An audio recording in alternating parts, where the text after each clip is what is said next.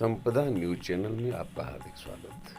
मैं अंजनी कुमार उपाध्याय 9 वर्ष 2022 में आपका हार्दिक स्वागत करता हूं अपने इस श्रीमती बीए के निवास स्थान से और अपने लखनऊ केंद्र से मोनिका त्यागी राणा और संपदा परिवार तथा गोरखपुर से प्रधान संपादक देवेंद्र द्विवेदी और राकेश श्रीवास्तव के साथ अपने टेक्निकल टीम जैस एंड फैज टेक्निकल टीम के साथ आपका हार्दिक स्वागत।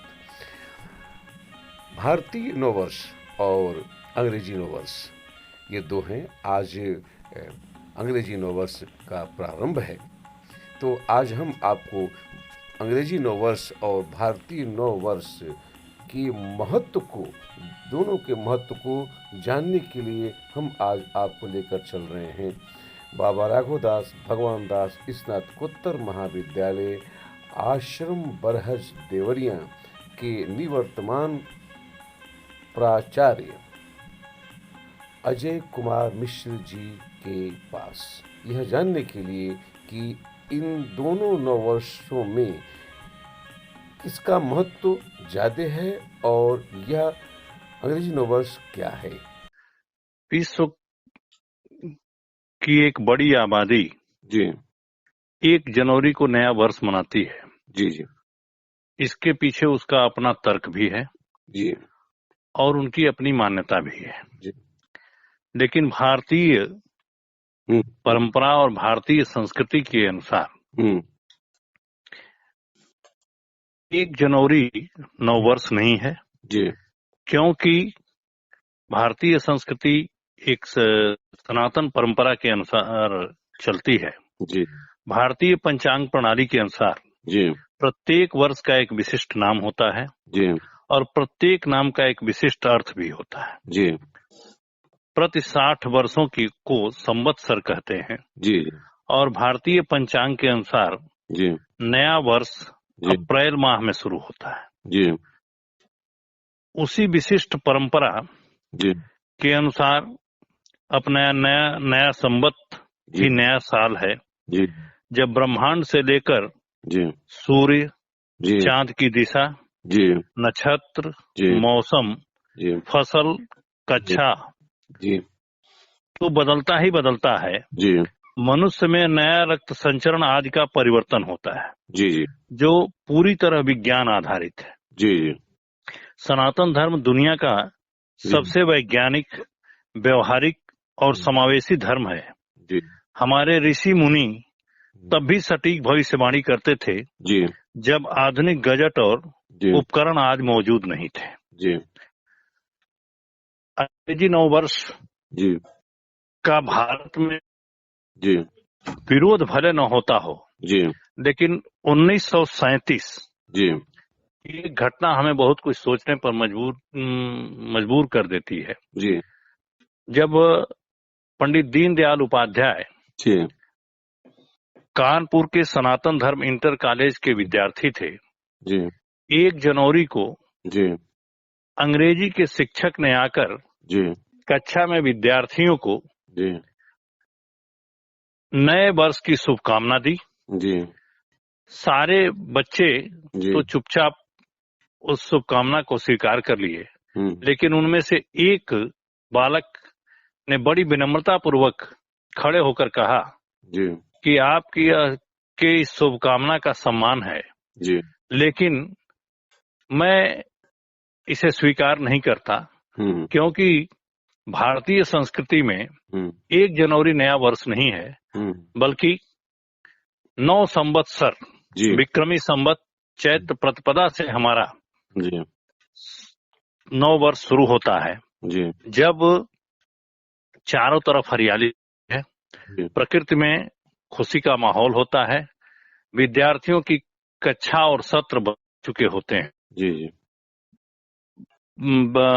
फूलों में नए कोपल, जी वृक्षों में भी नई पत्तियां आ जाती हैं, जी जी किसान जी आनंदित होता है। जी वो हमारे लिए जी नया वर्ष है, जी जी क्योंकि 1 जनवरी जी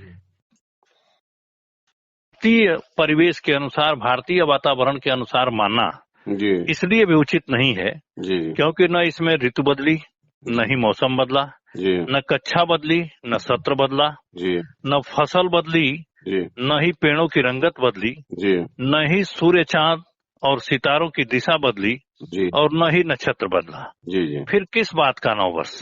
जी कुछ तो नई अनुभूति होनी चाहिए जी क्योंकि भारतवर्ष त्योहार और पर्वों का देश है। जी ईसवी सन का नया वर्ष जी 1 जनवरी से शुरू होता है जी और जो लोग इसे मानते हैं जी वो अपने तर्क के अनुसार मानते हैं, लेकिन भारतीय परंपरा के अनुसार जी नववर्ष तो विक्रमी संवत चैत्र शुक्ल प्रतिपदा से ही जी जी मनाया जाता है। जी 1 जनवरी से ठीक 15 दिन पहले जी और ठीक 15 दिन बाद तक जी हम कोई नया शुभ कार्य नहीं करते हैं जी क्योंकि भारतीय परंपरा के अनुसार जी ये खर मास का समय है जी जी जिसमें हम कोई नया कार्य शुरू नहीं करते। जी भारतीय परंपरा में नववर्ष का जो आध्यात्मिक महत्व है जी जी उसे भी अगर देखा जाए जी तो भारतीय परंपरा में जी चैत्र शुक्ल प्रतिपदा से जी देवी पूजा का प्रारंभ होता है, जी जी नवरात्र का शुभारंभ होता है। जी उस दिन व्रत उपवास रखकर जी सुख समृद्धि की कामना की जाती है, जी जबकि 31 दिसंबर की रात जी को जिस तरह का पूरे वैश्विक स्तर पर कोलाहल देखने को मिलता है, जी मद्यपान करके जिस तरह का जी की हुल्लड़बाजी देखने को मिलती है, जी जी निसंदेह वो भारतीय परंपरा के अनुसार किसी भी दृष्टिकोण से जी उचित नहीं है। जी अगर भारतीय परंपरा के अनुसार नववर्ष को देखें जी तो एक तरफ जहां अंग्रेजी कैलेंडर वर्ष के हिसाब से दिसंबर और जनवरी में कोई अंतर नहीं होता है, जी एक तरह का ही की प्रकृति का माहौल रहता है। दूसरी तरफ भारतीय परंपरा में चैत्र मास में चारों तरफ जी फूल खिले होते हैं, पेड़ों पर नए कोपल आ जाते हैं, जी चारों तरफ हरियाली, मानो प्रकृति भी नए वर्ष का जी स्वागत कर रही हो। जी जी दूसरी तरफ अगर वस्त्र को भी देखें जी तो जिस तरह का वस्त्र हम दिसंबर में पहन रहे होते हैं उसी तरह के वस्त्र जनवरी में भी धारण करते हैं, जी लेकिन भारतीय परंपरा में जी नव वर्ष के समय ठंड का मौसम जा रहा होता है जी और गर्मी की शुरुआत होती है। जी 2 ऋतुओं का संधि स्थल है वहां, जी जी तो वह भी आनंदित करने वाला होता है। जी कक्षाओं में पढ़ने वाले विद्यार्थियों का रिजल्ट आ चुका रहता है या परीक्षा दे चुके रहते हैं, जी नए सत्र का उल्लास रहता है, जी तो उनके लिए भी नए वर्ष मनाने का जी अपना एक अलग आनंद है। जी 31 मार्च को जी वित्तीय वर्ष समाप्त हो चुका रहता है, जी जी नए वित्तीय वर्ष का शुभारंभ होता रहता है, जी तो खाता बही भी परिवर्तित किया जाता है, इसलिए वहां भी लाभ हानि का जब आकलन कर लिया जाता है तो एक उल्लास रहता है। जी किसानों को नए फसल जी की अनुभूति आनंददायी करती है, उनकी क्रय शक्ति बढ़ जाती है। तो ऐसे समय में जी हम यह मानते हैं कि भारतीय परंपरा के अनुसार जी जो 9 संवत्सर है जी वो नए वर्ष का आगाज कराता है। जी जी लेकिन लंबे समय भारत पर अंग्रेजी हुकूमत रहा, जी इसलिए बहुत सारी उनकी परंपराओं को जी यहाँ के लोगों ने स्वीकार किया और एक कुटिल षड्यंत्र करके भारतीयों को भारतीय परंपरा से दूर रखने का प्रयास किया गया। जी सबसे आश्चर्यजनक यह होता है जी कि आज वैश्वीकरण के दौर में जब प्रदर्शन का दर्शन कराने वाली संस्कृति हावी हो रही है, तो ऐसे में अंग्रेजों का जो कहा गया वाक्य है कि हिंदी नववर्ष अप्रैल फूल, अंग्रेजी नववर्ष ब्यूटीफुल, वह कहीं न कहीं हमें बहुत कुछ सोचने को मजबूर कर देता है।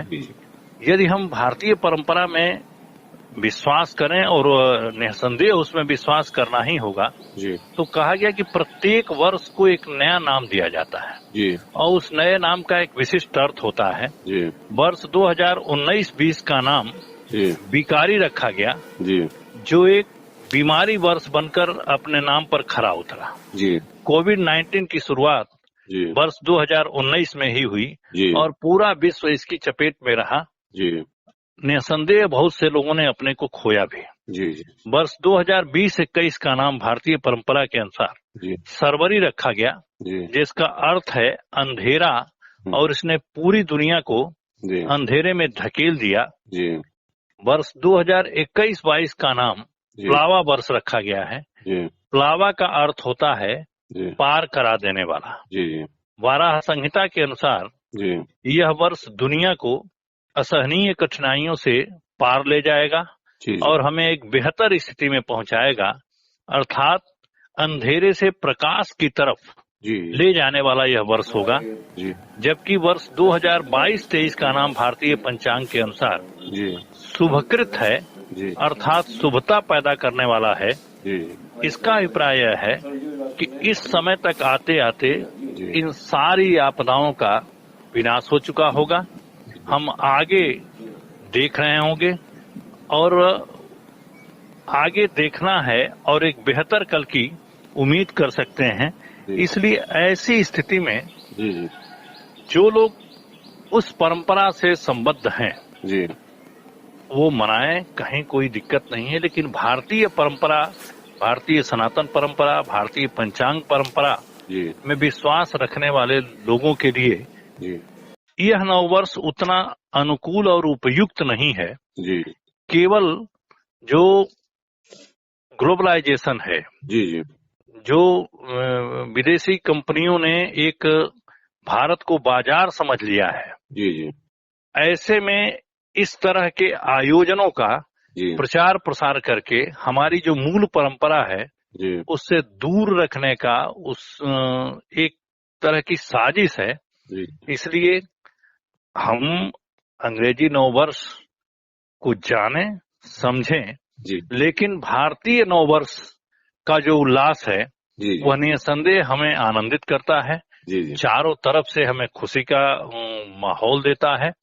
और चैत्र प्रतिपदा जो देवी आराधना के साथ शुरू होता है, उसी समय नया पंचांग आता है और उसी पंचांग के अनुसार ही भारतीय परिवारों में शुभ और अशुभ के कार्य संपादित किए जाते हैं।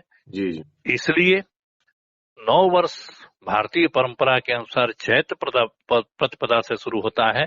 कैलेंडर निश्चित रूप से 1 जनवरी को बदल जाता है और विश्व के बड़ी जनसंख्या इसे नववर्ष के रूप में मनाती है। लेकिन भारतीय परंपरा के अनुसार यह किसी भी दृष्टिकोण से उपयुक्त नहीं प्रतीत